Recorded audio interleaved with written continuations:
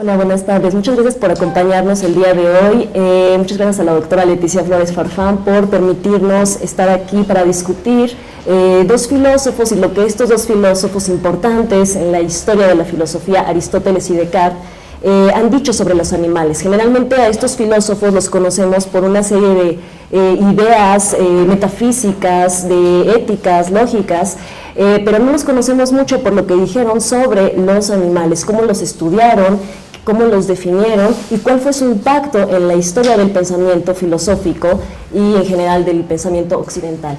Yo voy a hablar entonces de los tratados de zoología y biología del Estagirita. Voy a comenzar con la lectura de mi texto. Aristóteles y los animales. Sin duda, una de las dificultades al acercarnos a los tratados aristotélicos de biología y zoología es justificar el interés en una serie de investigaciones cuyo contenido se piensa obsoleto o rebasado por las herramientas e instrumentos teóricos de la ciencia natural moderna. En particular, se disputa el valor de las observaciones que articulan los estudios del Estagirita, de las observaciones más teóricas, por ejemplo, la teoría del calor que aduce para explicar la fisiología animal o los principios de clasificación que usa para estudiar a las diversas especies. No obstante, algunos estudiosos se acercan a los tratados de zoología y embriología para enriquecer el entendimiento de teorías metafísicas como el hilemorfismo o la teleología natural, y otros consideran que también son documentos importantes para hacer una historiografía de las ciencias. Para quienes nos congregamos aquí hoy, sin embargo, esta parte del corpus nos interesa debido al impacto que la concepción aristotélica de lo animal causó en la historia del pensamiento occidental. En efecto, hay quienes responsabilizan a Aristóteles del antropocentrismo y del especismo que predomina en la mayoría de las narrativas filosóficas sobre lo animal. Si entendemos especismo como una teoría que aduce que existen especies y que hay una especie que se sobrepone por sobre todas las otras, ¿no? Siendo la especie humana. Me parece que esta acusación es inobjetable. Esta acusación a Aristóteles, aunque ciertamente podemos matizar la idea de que el filósofo coloca al antropos, al ser humano, por sobre las especies animales con el fin de usarlos a su antojo. Creo incluso que el interés que muestra Aristóteles en los animales y el esquema que traza para explicarnos qué es la vida harían insostenible la idea de una explotación indiscriminada y de un trato exento de consideraciones morales, las cuales, es verdad, no son expresadas por el propio Aristóteles. En esta breve presentación hablaré en primer lugar del propósito con el que el filósofo estudia a los animales y en general el fenómeno de la vida, y posteriormente hablaré de la relación que en otros tratados establece entre los seres humanos y los animales.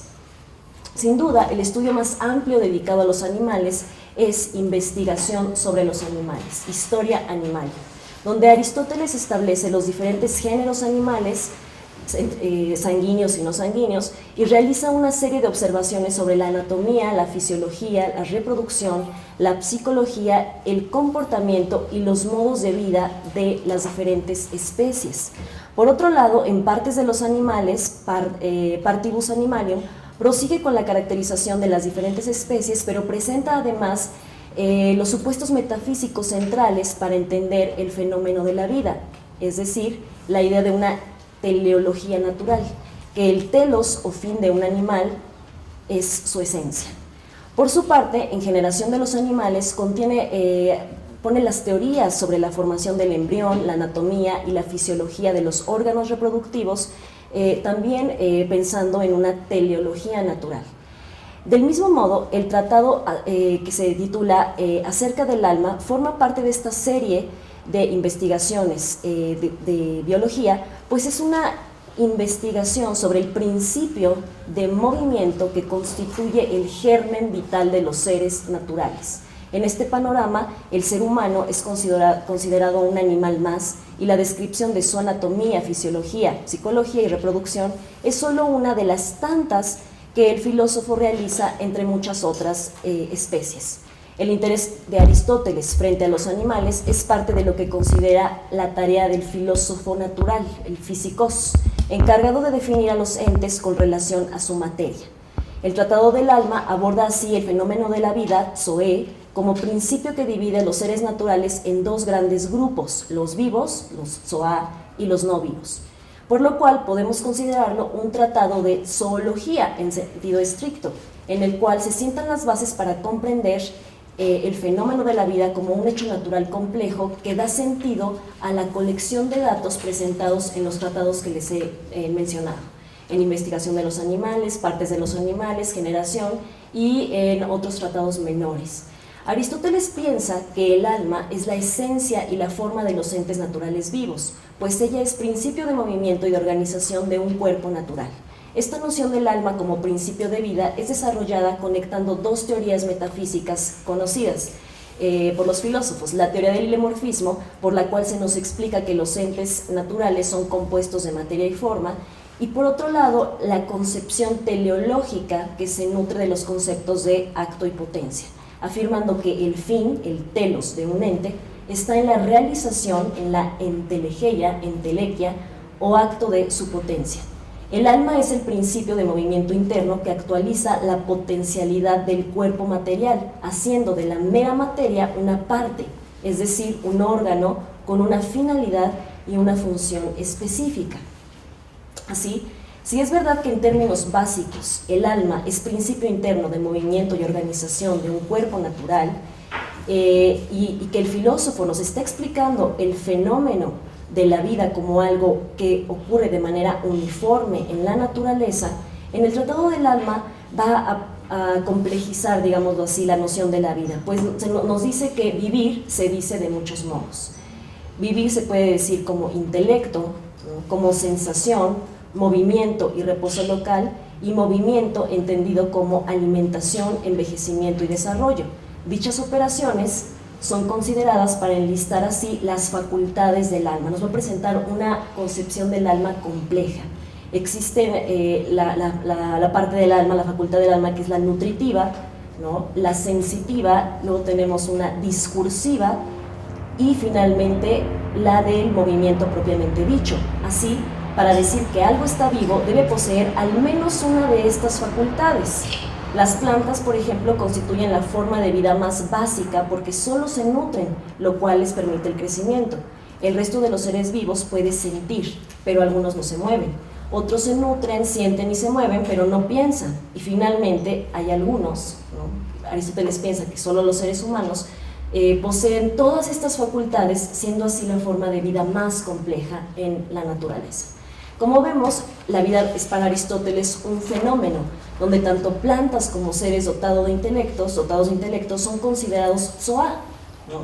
Sin embargo, lejos de presentar únicamente la complejidad y diferenciación de lo vivo, Aristóteles establece también una jerarquía natural que depende del número de operaciones que cada ser vivo puede llevar a cabo, situando al ser humano en el peldaño más elevado del universo natural, ya que es el único dotado de intelecto. Ciertamente arguye que en esta escalera natural todas las formas de vida se conectan entre sí, ya que comparten al menos una facultad y operación básica, que es la alimentación, diferenciándose por el resto de operaciones que pueden llevar a cabo aquellos que además de alimentarse sienten, se mueven o piensan. Esta continuidad, en griego synegeia, en el mundo natural es señalada también en investigación de los animales, donde el filósofo reconoce que las diferencias entre los distintos géneros de seres vivientes son tan tenues que difícilmente se puede señalar la frontera que los separa, pues incluso entre las plantas hay algunas que parecen participar de más características de lo vivo, asemejándose incluso a los seres sensibles. Por esta razón, en el Tratado del Alma, el filósofo afirma que el paso de los vegetales a los animales es sinegés, es continuo. La idea de una continuidad y semejanza entre los animales lleva a Aristóteles a establecer una serie de analogías entre estos y el hombre para indagar los distintos comportamientos ligados a las operaciones del alma que los animales pueden realizar. De este modo, en investigación de los animales, en los libros 8º y 9º, Aristóteles realiza una profusa indagación sobre el carácter de los animales. Son realmente tratados de etología. Sus dos criterios son la alimentación y cómo es que las formas de alimentarse modifican las costumbres. Ciertamente la explicación es antropocentrista, dado que el hombre se sitúa en el punto primordial desde el cual se entienden los estados psicológicos del resto de los animales. Según Aristóteles, la razón para tomar al ser humano como punto de comparación y referencia es que las diferencias en los estados psicológicos se encuentran en él de manera más notable. En este sentido, es que también en la política, Aristóteles señala, voy a citar un pequeño pasaje, algunas cualidades, en efecto, por naturaleza, son susceptibles, a través de los hábitos, de inclinarse hacia lo peor y hacia lo mejor. Los demás animales viven principalmente guiados por la naturaleza, algunos en pequeña medida también por los hábitos, pero el hombre, además, es guiado por la razón. Él solo posee razón, de modo que es necesario que... él solo posee razón, hasta ahí me voy a quedar.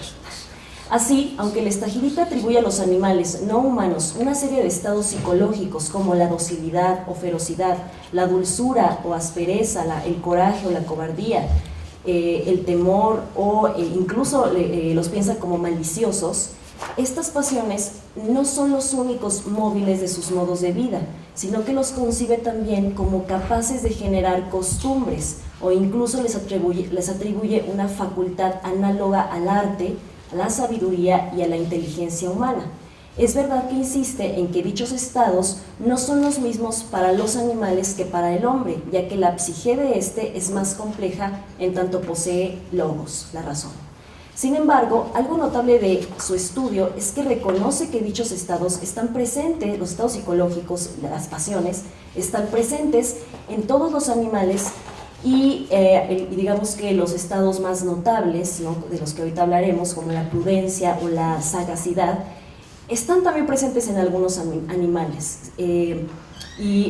Como lo revelan los comportamientos que está estudiando. Les repito, en los libros 8º y 9º de la investigación de los animales. Para Aristóteles, en el estudio de los caracteres, las plantas quedan fuera porque solo se alimentan y reproducen, mientras que la facultad sensitiva capacita a los seres para experimentar placer en la reproducción, en la crianza de su descendencia, en su hábitat y en la elección de su alimento.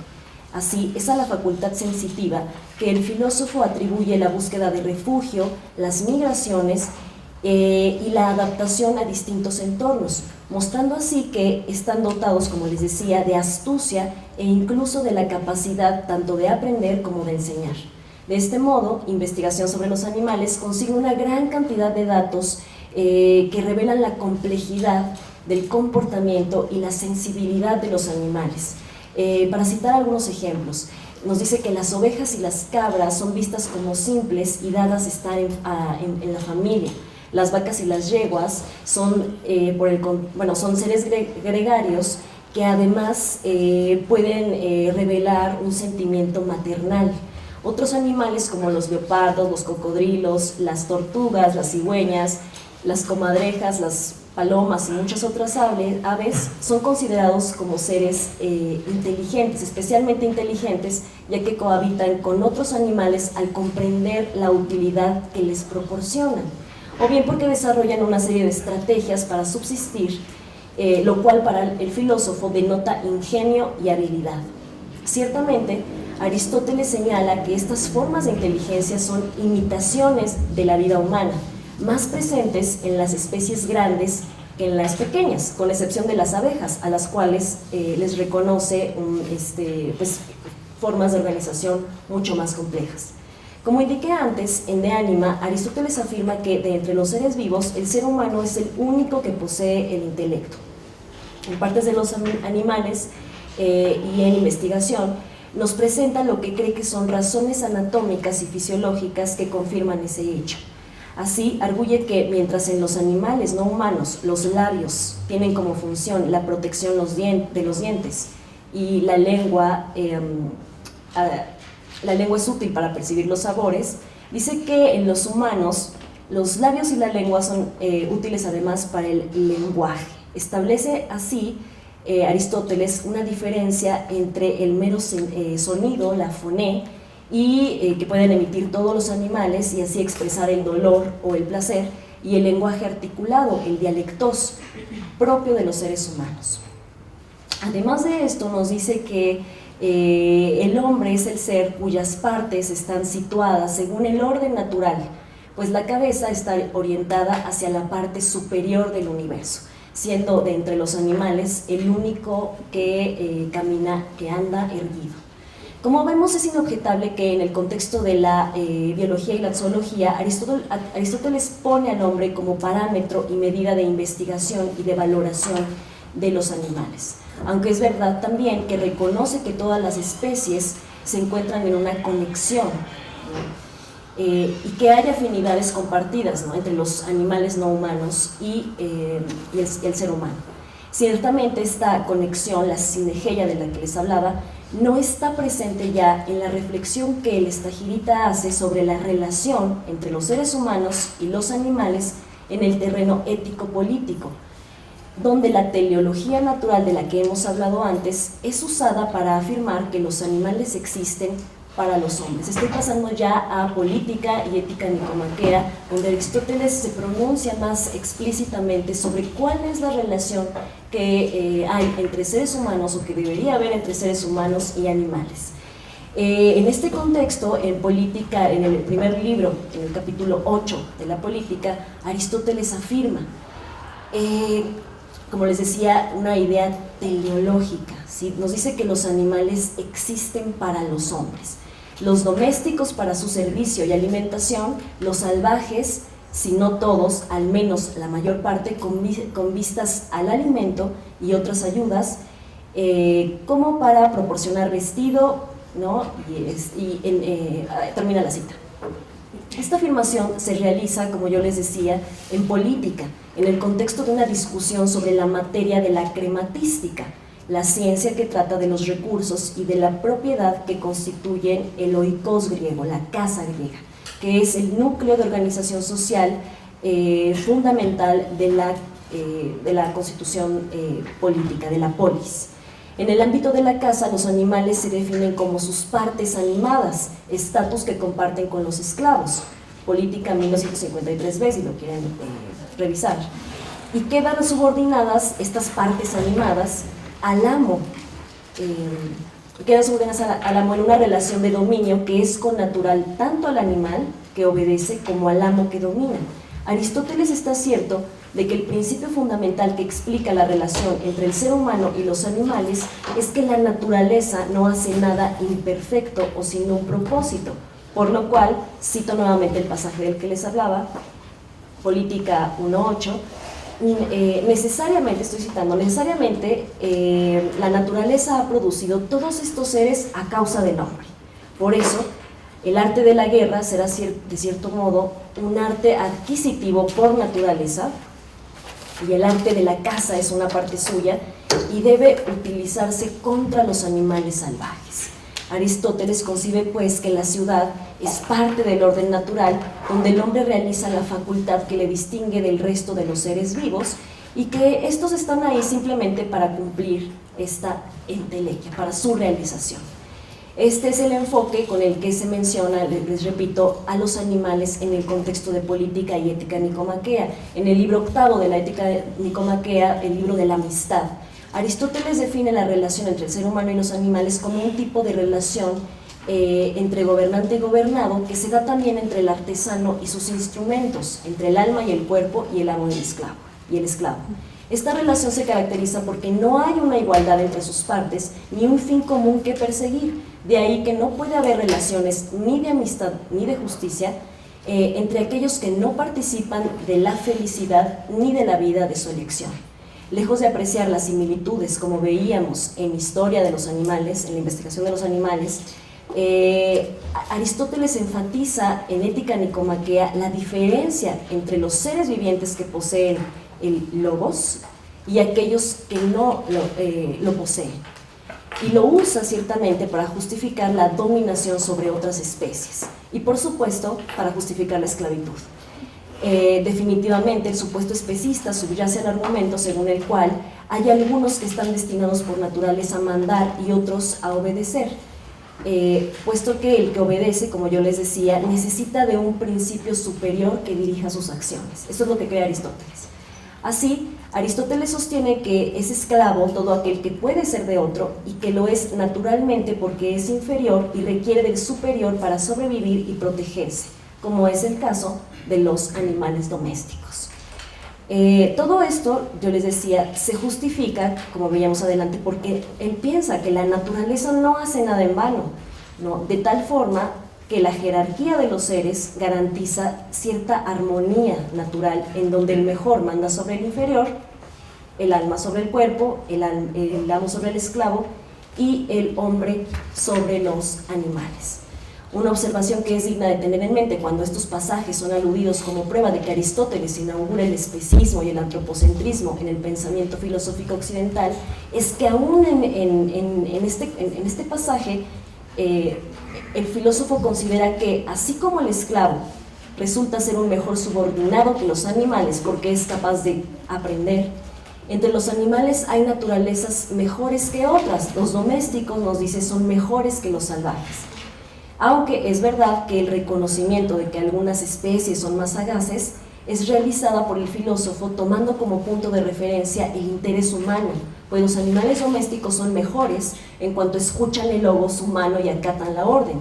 Sin embargo, algunos estudiosos contemporáneos arguyen que lejos de considerar a los animales no humanos como sujetos a la mera explotación, Aristóteles reconoce en ellos cierta dignidad al asignarles un propósito en el orden teleológico natural y político.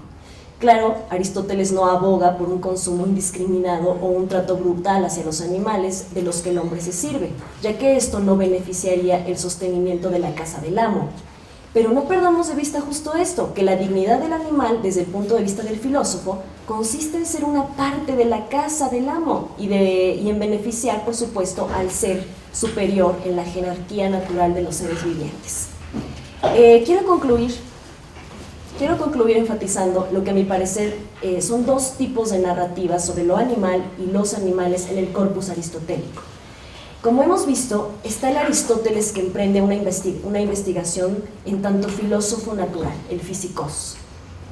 En este ámbito presenta la concepción de lo vivo de una manera general en la que por definición el ser humano, las plantas y los otros animales son zoa, recuerdan, vivos, son vivientes. Seres vivos que comparten gradualmente diversas facultades insertos en la lógica de una jerarquía natural. En este nivel, Aristóteles parece presentarnos simplemente lo que a su entender son los hechos de la naturaleza. Los seres humanos son las formas de vida, desde su punto de vista, más complejas del conjunto de seres vivos, entre los cuales, sin embargo, reconoce una conexión natural, una sinergia. Debido a esta conexión es que Aristóteles habla de diversas semejanzas entre los vivientes y en particular entre los seres dotados de la facultad sensitiva, que es lo que compartimos los humanos con el resto de los animales, ¿no? Por eso, les decía yo, ha sido interesante acercarnos a todo su tratado de etología de los libros octavo y noveno de la investigación de los animales. Ahora, el segundo ámbito que quiero subrayar finalmente se encuentra en el contexto de política y ética, donde se nos presenta con crudeza la relación entre los seres humanos y los animales, enfatizando las diferencias y echando de mano el principio teleológico que parece estar en conformidad con los estudios de filosofía natural. Recuerden esto, un animal es lo que es en tanto está cumpliendo su fin propio, su fin natural. Así, los animales en el ámbito político existen, según él, para el beneficio del ser humano, pues este es el ser vivo más perfecto, recuerden esto, dotado de todas las facultades por las que decimos que algo está vivo. En este sentido, no importa saber si los animales son prudentes de algún modo, o si el hecho de que experimenten placer y dolor indica que tienen deseos, o si son capaces de vivir en comunidad y de relacionarse los unos con los otros, de manera justa o amorosa.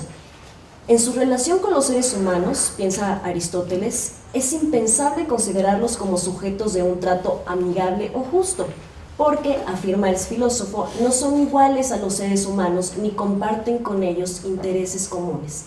No son iguales porque no poseen la facultad más digna, ¿no?, que sería el logos, ¿no?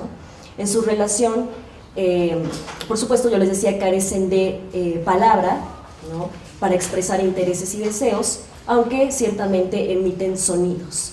Aunque es verdad que Aristóteles no menciona que el ser humano puede hacer un uso animal, de los animales indiscriminado, la razón no reside ciertamente en la indignidad intrínseca del animal por tratarse de un ser sintiente, sino en que es parte de las posesiones del ser humano, ¿no?, y debe tratarlas con prudencia si quiere lograr la felicidad, ¿no? Muchas gracias.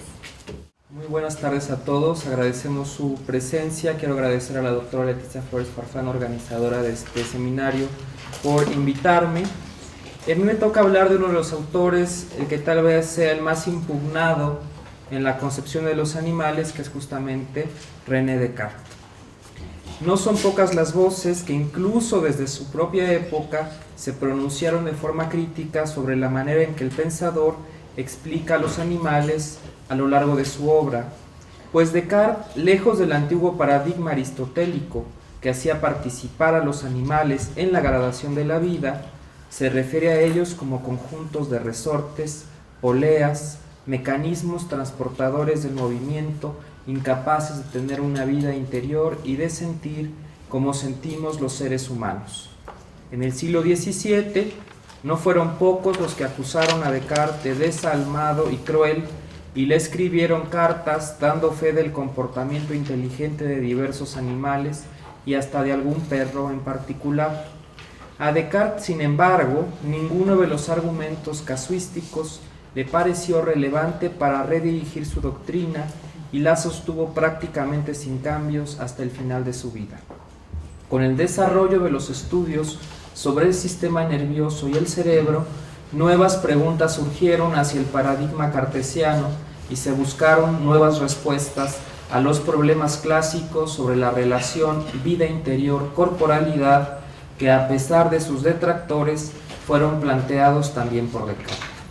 Las críticas más recientes se han orientado en una línea ecoambientalista y sobre la responsabilidad del ser humano en un mundo devastado por la producción industrial y la sobrepoblación, en un contexto de urgencia que no conoció la filosofía cartesiana. Pero, ¿qué dijo exactamente Descartes sobre los animales? Bueno, en las siguientes páginas voy a presentar la propuesta cartesiana sobre este tema, considerando, bueno, que esto nos puede ayudar a tener una comprensión adecuada de la modernidad y de sus procesos, lo que claro que también nos lleva a conocer nuestra época y poder hacer frente a los derroteros que tenemos frente a nosotros. Bueno, voy a empezar un poco antes de los animales hablando de la propuesta mecanicista de Descartes, porque si no entendemos el mecanicismo no vamos a entender por qué Descartes piensa lo que piensa sobre los animales.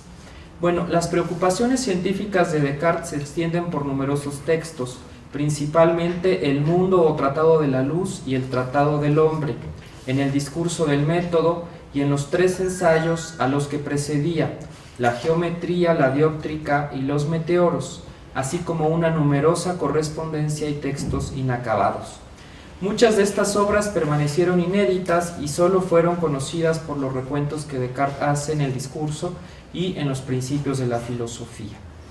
Luis Salvático nos explica que la relevancia de la física cartesiana no solo está en sus postulados, que serán después recogidos en parte por Newton, sino que al tratarse de una física completa, Descartes podía competir con Aristóteles en la explicación de los fenómenos y en construir una nueva ruta de comprensión de lo real. Se trata, como veremos, de la construcción de una física que impugna los supuestos aristotélicos sobre el mundo y propone una nueva cosmología que cuestiona, por ejemplo, la división entre una física sub- y supralunar. El principal punto de partida de Descartes es que todo el mundo natural está compuesto por la misma materia. La homogeneización de la materia es la misma para los planetas que para los cuerpos microscópicos, lo que implica, explica Laura Benítez, que la configuración y el comportamiento de la materia son idénticos, tanto en el nivel macro como en el nivel micro. Descartes toma la materia como la base de los cuerpos físicos y dicha materia, en opinión del pensador, no admite espacios vacíos entre sus partes. El mundo físico así no solo es material, sino una continuidad. De esta noción resulta fácil deducir que la materia del cielo no es distinta de la de la tierra, como pensaba Aristóteles, sino que ambos pertenecen a una misma sustancia. Aun cuando los mundos fuesen infinitos, estos deberán estar constituidos por una y la misma materia, pues la materia de la que consta el conjunto de la naturaleza debe ocupar ya totalmente todos los espacios imaginarios en los que deberían estar esos otros mundos. La identificación de la materia con la extensión deriva de una tesis fundamental para la filosofía cartesiana, el pleno, pues si la sustancia extensa se puede identificar con la materia, entonces el universo tangible es un gran cuerpo formado por una gran cantidad de innumerables cuerpos y corpúsculos. Dentro de este pleno, Descartes considera que el movimiento se transmite por el choque de partículas, movimientos regidos por leyes. Se le llama teoría mecanicista a esta teoría expresada por Descartes, que implica la postulación de leyes de movimiento bien definidas a las que obedecen los cuerpos. Dichas leyes para nuestro pensador pueden ser descubiertas por la razón y estarían a la vista de quien investigue la naturaleza. Esta homogeneización de todos los cuerpos, al poseer la extensión como característica primordial, constituyó un gran avance para el pensamiento científico. Pues lejos de aquellas concepciones en las que las estrellas, la tierra, los seres corpóreos tendrían diferentes formas sustanciales, Descartes simplifica la naturaleza y la hace más comprensible y modelable para el entendimiento, especialmente con la postulación de leyes continuas para los cambios y el movimiento. En El Mundo, en su libro El Mundo Tratado de la Luz, nuestro pensador postula 3 leyes de movimiento. La primera es que las partes de la materia continúan siempre en el mismo estado hasta que el encuentro con otras partes no le obligue a cambiarlo. La segunda es que cuando un cuerpo empuja a otro cuerpo, no puede darle movimiento sin perder el suyo al mismo tiempo, ni sustraerlo sin que su movimiento aumente. Y el tercero es que cada cuerpo tiende a moverse en línea recta. Con estos principios, Descartes rechaza la existencia de entidades vitales o propiedades ocultas de los cuerpos que requieran de revelaciones o conocimientos herméticos, y postula que los entes físicos y sus acciones se pueden explicar únicamente a partir de choques, velocidad, acomodo de las partes y dirección del movimiento de los corpúsculos que los conforman. En cuanto al movimiento, Descartes abandona la antigua clasificación aristotélica que dividía movimientos naturales y violentos, pues todos los movimientos se rigen de la misma manera, sean o no producidos por el hombre. Con la postulación de estas leyes, Descartes puede explicar la conformación y la división de los cuerpos. La materia, dice Descartes, solo transporta el movimiento y no lo produce. En tanto creado y no producido, el movimiento en el mundo es el mismo desde que el universo fue creado. Derivado del plenismo y de las leyes del movimiento, Descartes afirma que la transmisión del movimiento se da por contacto y también en forma circular. Pues aunque el movimiento es rectilíneo, es casi imposible de darse porque los cuerpos tienen que irse abriendo paso y tomando el lugar de otros corpúsculos para moverse en el pleno. El movimiento circular volverá a aparecer en explicación, por ejemplo, de la circulación sanguínea.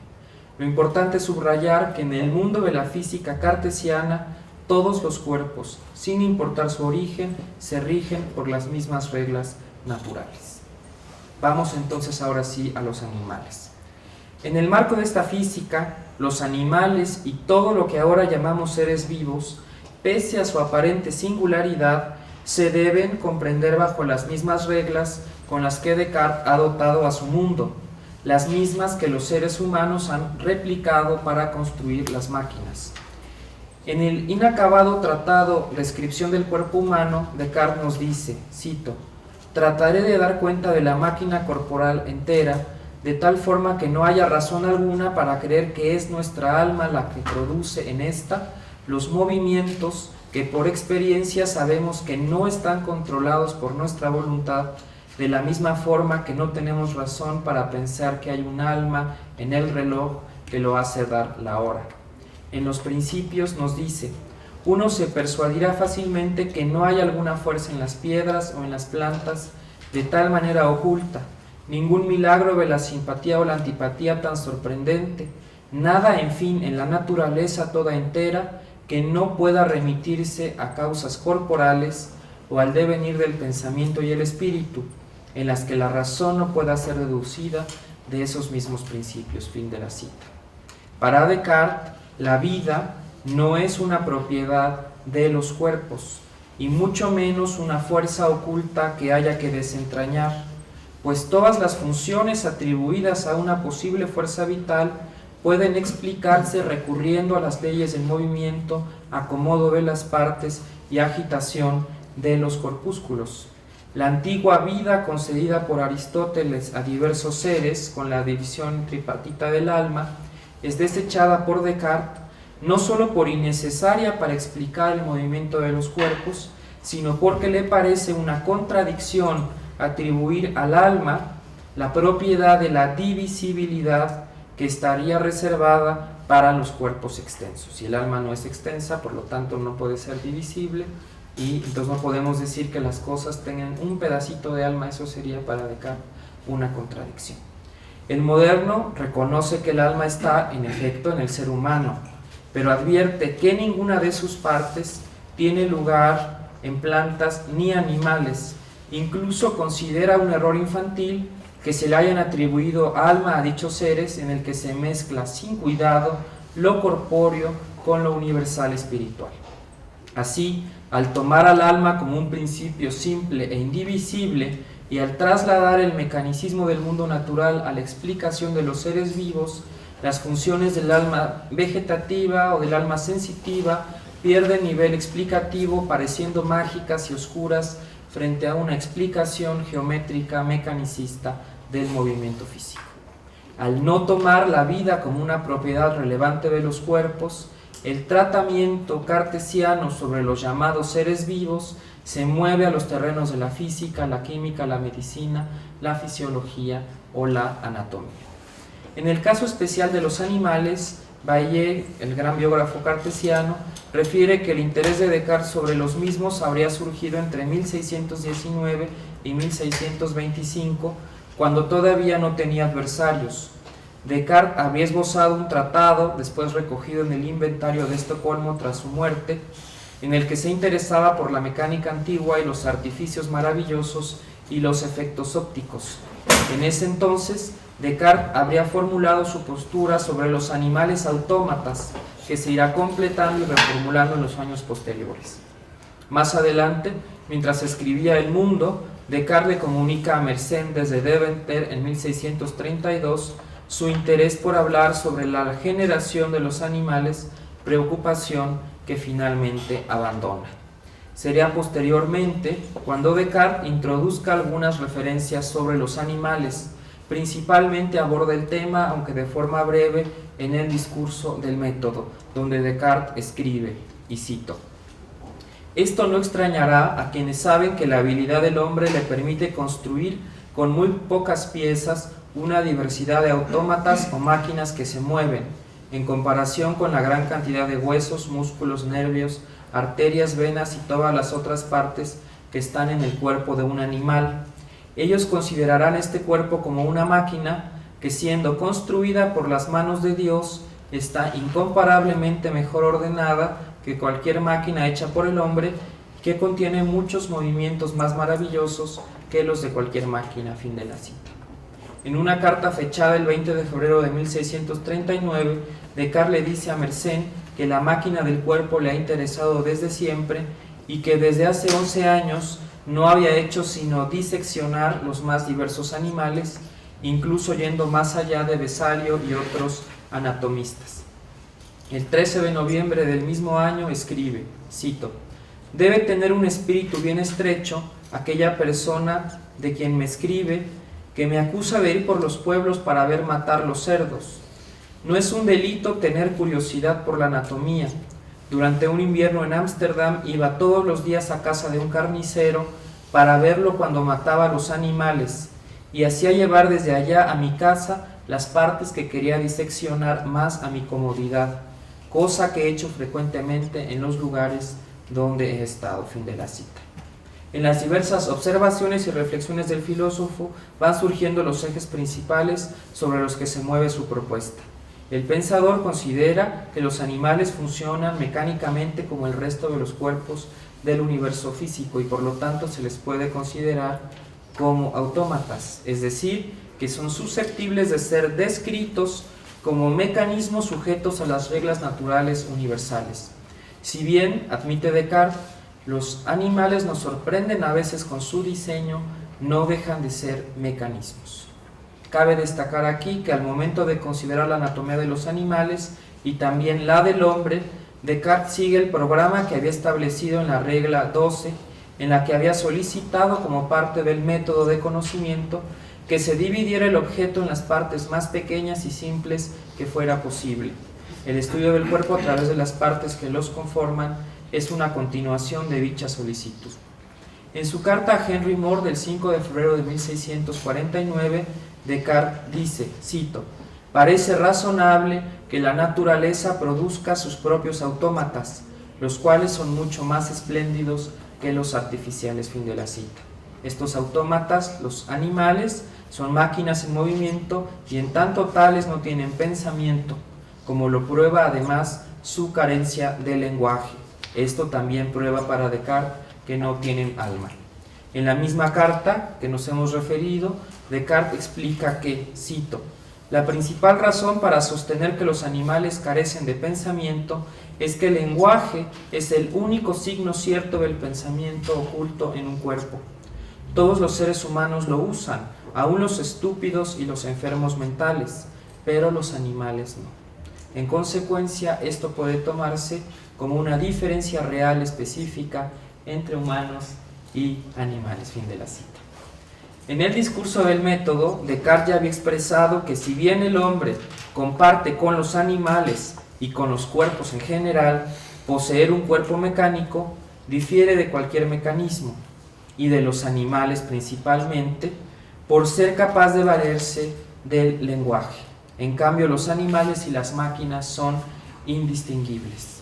Nuestro autor escribe, cito, «Si unas máquinas tuvieran órganos y el aspecto exterior de un mono o de cualquier otro animal que carece de razón, no tendríamos manera alguna de saber que éstas no poseen la misma naturaleza que estos animales». Fin de la cita. Ante la confusión que genera que los cuerpos animales y humanos presenten semejanzas, Descartes da luz en las pasiones del alma cuando explica que tanto hombres como animales comparten los movimientos de los espíritus de la glándula pineal, pero en ellos no tienen las consecuencias en el ámbito de las pasiones, sino en los movimientos de los músculos y de los nervios. En su correspondencia con William Cavendish, marqués de Newcastle, Descartes deja claro que a pesar de la semejanza de los órganos corporales, esto no implica que los animales tengan pensamientos como nosotros. Cito, «Si se le enseña a una cotorra a decir buenos días a su dueña al verla aproximarse, esto solo puede hacerse convirtiendo la emisión de la palabra en la expresión de una de sus pasiones. Por ejemplo, será la expresión de su esperanza de comer, si siempre se le ha dado un bocado cuando dice la palabra. De forma similar, todos los actos que se enseñan a los perros, caballos y monos son solo la expresión de su miedo, su esperanza o su alegría, pero el uso de palabras como tales es propia de los seres humanos». Fin de la cita. Pero si se admitiera que estos tienen pensamientos, de eso mismo, es decir, Descartes todavía está en la capacidad de negociar y decir, bueno, está bien, vamos a suponer que los animales tienen pensamientos, pero de eso se seguiría que tendrían un alma inmortal como nosotros, y esto es inverosímil. Cito, «Pues no habría razón de creerlo en algunos animales sin creerlo de todos, y muchos de ellos, como las ostras y esponjas, son demasiado imperfectas para que esto sea creíble». Fin de la cita. Además, ya mencionamos, la cuestión del lenguaje muestra la capacidad interpretativa del hombre, mientras que los animales se dejan llevar por las primeras impresiones, lo que prueba la libertad del ser humano contra la mecánica de los animales. Es cierto, admite Descartes, que hay cosas que los animales hacen mejor que el hombre. La diferencia es que ellos lo hacen respondiendo a sus mecanismos, como un reloj da la hora con precisión, y no por la acción del alma. El dualismo radical cartesiano, en el que se posee o no un alma racional, explica por qué Descartes no hizo una gradación de los animales que permitiera, por ejemplo, establecer grados de racionalidad entre ellos. Ahora bien, respecto a la sensación, Descartes no mantiene una misma postura, y esta tiene un viraje conforme madura su obra. En una primera etapa, nuestro autor considera que a causa de la ausencia del alma, los animales no pueden experimentar sensaciones, por ejemplo, dolor. Esto lo refiere Descartes en una carta a Mersenne hacia 1640. Cito: «No explico sin alma la sensación de dolor, pues para mí el dolor no está más que en el entendimiento. Empero explico fisiológicamente todos los movimientos exteriores que nos acompañan en esa sensación, los cuales se encuentran en las bestias y no en el dolor propiamente dicho». Fin de la cita. Bajo esta explicación, los animales, al carecer del alma, carecerían de sensación. El filósofo explica en enero de 1642 que los movimientos de los animales, a pesar de ser semejantes a los seres humanos, se pueden realizar sin sensación y sin imaginación.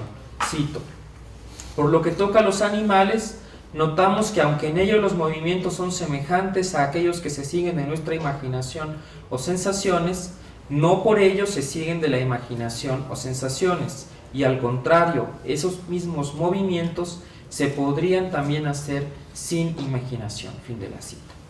La cuestión sobre la sensación animal fue sin duda un tema controversial que continúa hasta tiempos próximos. Críticos contemporáneos como Peter Singer llegan incluso a buscar en Descartes un poco la responsabilidad por el maltrato animal. Sin embargo, esto que hemos expuesto no es la postura final de Descartes.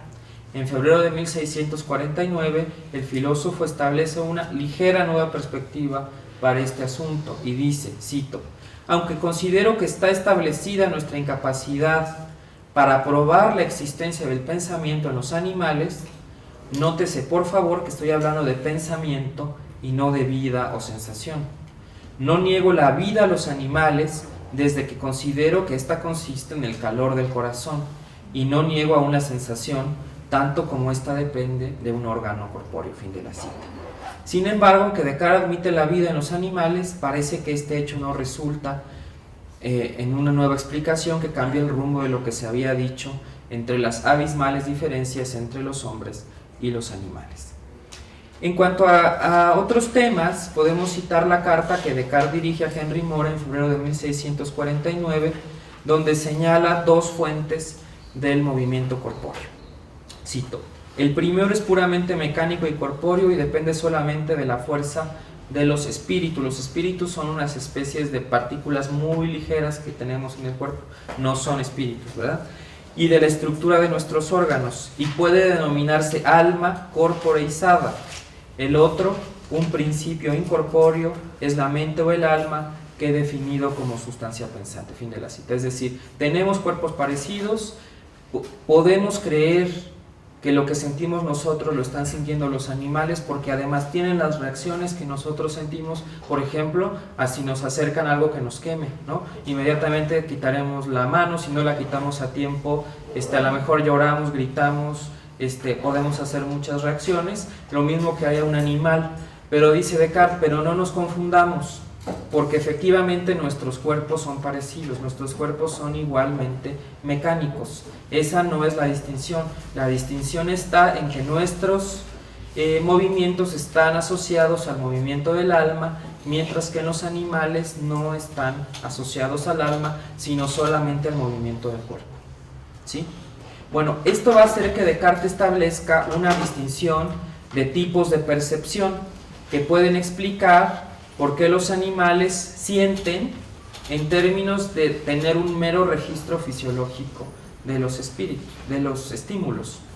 Este hecho lo explica Descartes en las respuestas a las sextas objeciones, donde distingue la perspectiva física o fisiológica de la sensación la conciencia de la sensación y la sensación de operaciones complejas mentales sobre la base de la interacción mente-cuerpo. Evidentemente que los animales se quedan únicamente a nivel de la sensación, ellos no pueden pasar a nivel de la conciencia de la sensación, porque eso implicaría la unión de la mente y el cuerpo, cosa que Descartes no está concediendo a los animales por las pruebas que ha expresado. Como explica Descartes, amor, en la carta que ya citamos, este nivel de sensación en los animales se puede explicar mecánicamente como un efecto de los objetos sobre los órganos del cuerpo por el choque de partículas. Esto nos explica Laura Benítez, es lo que comparten los animales y los seres humanos. Los otros dos niveles que corresponden a tener o experimentar sensaciones son algo estrictamente humano, en tanto que la conciencia es una operación anímica de la que están desprovistos los animales. El tercer nivel, el de poder establecer juicios respecto a las sensaciones y que permite hacer juicios destinados a corregir los errores de la percepción sensible, es también solamente una posibilidad humana. Es decir, el ser humano puede corregir sus juicios de percepción, mientras que los animales no pueden realizar esta separación para poder corregir la percepción. Por la división anterior establecida por Descartes nos permite entender una relación compleja que existe entre el cuerpo humano y su principio anímico, pero claro que nos deja ciertas interrogantes al respecto de los animales. ¿Qué implica aceptar que los animales poseen sensación? ¿Sienten dolor en el sentido que entendemos esta expresión los seres humanos? ¿En qué se distingue tener sensaciones de tener conciencia de las mismas? Estas preguntas son un síntoma del problema que resulta el cuerpo vivo en la filosofía cartesiana, especialmente al comparar la realidad de otros seres corpóreos con la experiencia humana de la corporalidad. Para Descartes parece solo podemos aspirar a describir las operaciones fisiológicas con las que operan los organismos. Más allá de esto, poco puede explicarse. Alejandra Velázquez apunta que esta dificultad resulta de que Descartes evita comparar la realidad humana con la de otros seres vivos, es decir, la ya definida experiencia de interioridad humana. Parece que por eso los animales están en un ámbito inconmensurable que Descartes no quiere antropomorfizar. Es importante aquí subrayar que Descartes justamente no es antropocéntrico, y no solo respecto a los animales, pues otra de las consecuencias del abandono de causas finales en su filosofía natural es que nos desautoriza a pensar que Dios creó las cosas en función del ser humano y de su beneficio.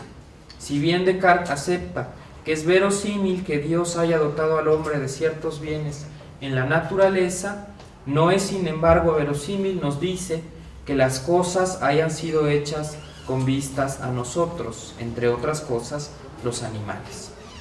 Al respecto, John Cottingham observa que esta es una postura nacida de la nueva cosmología, nacida con Copérnico, en la que si la Tierra no es el centro del universo, el universo es ilimitado y acaso infinito, no puede considerarse que todo este haya sido creado para beneficio de la humanidad. Este, nos dice Genevieve Brodie-Lewis, es el gran descubrimiento que Descartes le indica a Elizabeth de Bohemia en su carta del 15 de septiembre de 1645. El mundo no es el centro y es vana la ilusión de que todo esté hecho para nosotros. De esta forma, para concluir y para referir a cuestionamientos contemporáneos, si bien Descartes en su filosofía permitiría el uso de los animales para el beneficio de la vida humana como cualquier otro recurso natural, en tanto que no son considerados sagrados o reservados y son propiamente dichos una extensión del mundo natural, siempre pedirá, por ejemplo, en el discurso, que nos guiemos en todos los ámbitos, especialmente en la práctica, con prudencia, como hombres que caminan en la oscuridad. Es decir, Descartes, aunque el sujeto moderno tiene esta fama de ser un sujeto todopoderoso y con demasiada autoestima, lo que vamos a leer en Descartes es que siempre está poniendo límites al sujeto. Y si estamos frente a una realidad que no podemos comprender o que hasta cierto punto es inconmensurable para nosotros, Descartes siempre va a recomendar la prudencia. Entonces, en el caso de los animales, que es este ámbito inconmensurable, difícil, complejo, el mundo natural para Descartes, aunque podemos conocer sus leyes, sigue siendo muy complejo de entender y por lo tanto habrá que ir a él siempre con cierta prudencia.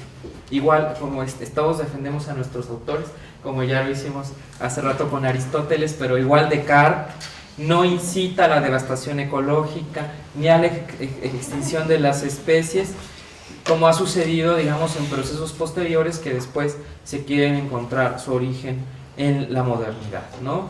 En mi opinión, la destrucción ecológica no está sostenida en el cartesianismo, puesto que esta justamente violaría las preocupaciones más importantes de Descartes, que es justamente la claridad epistemológica y frente a esta claridad o la ausencia de esta claridad, una moral prudencial. Para cerrar, solamente diría que también es en la filosofía cartesiana donde se empieza a consolidar una medicina veterinaria, porque se empieza a considerar el cuerpo como un conjunto de partes que se puede corregir, que se puede revisar y frente a la cual no es necesario acudir a elementos misteriosos, fuerzas vitales, cuestiones herméticas, sino que se puede incidir directamente en los cuerpos. Entonces ahí hay también en el mecanismo cartesiano una ganancia, digamos, en la medicina para los animales. Y por otra parte, y con eso concluyo, recordar, como Descartes lo dice al final del discurso del método, él no estaba diciendo la última palabra sobre los animales, sino que establece un programa de investigación para que futuras generaciones pudieran seguir investigando lo que pasa con los animales.